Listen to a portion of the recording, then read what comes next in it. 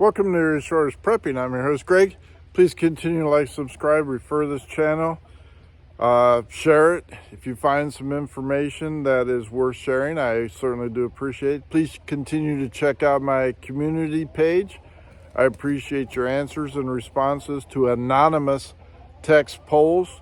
It gives me an idea of where you're at, what you're thinking. There's nothing really serious there, but it's enough to give me some information on future videos. I've been watching a lot of YouTube interviews from the IDF soldiers. One of them here, I want to make mention of this, and it's very interesting. He was a very well-spoken master sergeant, and he's on YouTube, gave really a good interview.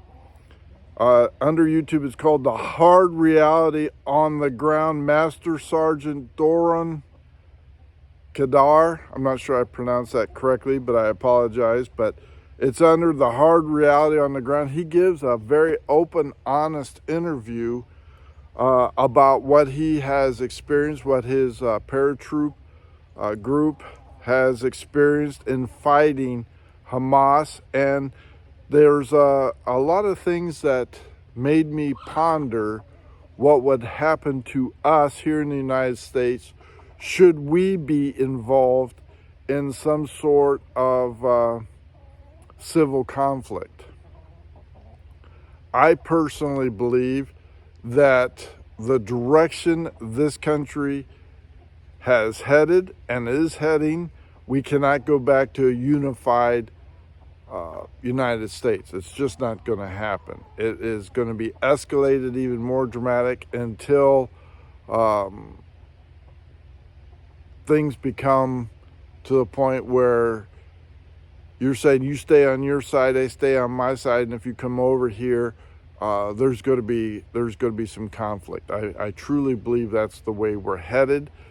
It could be accelerated even further by any one of the 10 million illegal aliens that have crossed our border under this nincompoop's administration, and they could easily put us in a lights out, on your own situation. I believe that is a very, very real possibility. I believe that sabotage, terrorism attacks is also another very real possibility. With the shopping season coming up, I believe that it's very possible, a very real possibility, we will see acts of terrorists in shopping malls. Duffel bag left behind and a bomb explodes. Car bombs, something along those lines to bring terror to the United States because our enemies want to destroy us from within. I also see these idiots, these useful idiots, waving the Palestinian flag, the Hamas flag, whatever you want to term it, in support of these savages, these barbarians that committed unspeakable atrocities.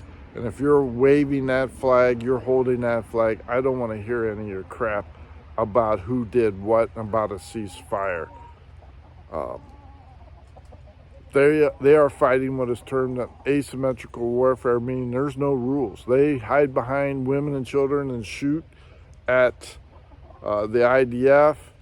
They hide in schools, hide in hospitals, take hostages, women and children, do unspeakable things, and then say, all right, now let's talk.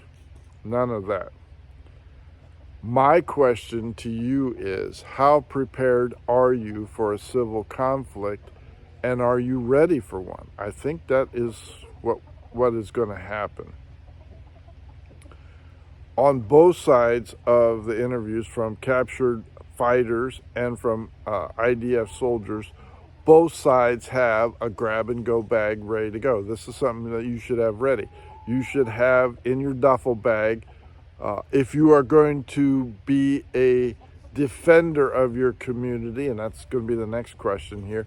If you are a defender in your community or your household, do you have a grab-and-go bag ready to go?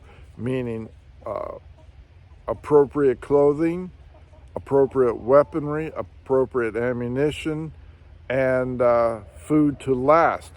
One of the ongoing gun battles during the October 7th massacre lasted over 25 hours. So that took a lot of ammunition, took a lot of water, a lot of food, a lot of strength to survive a 25-hour gun battle. So keep that in mind.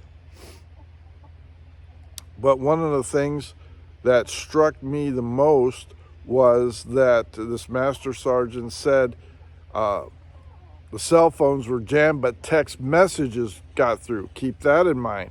In case of an event, your cell service may not connect or be dropped calls because of the massive amount of usage. However, text messages did get through. Keep that in mind.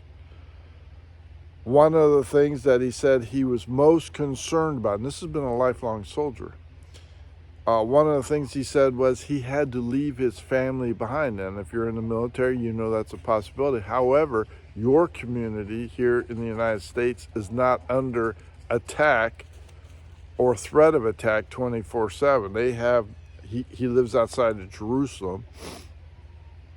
So rockets, the potential for terrorist attack is an ongoing threat on a daily basis.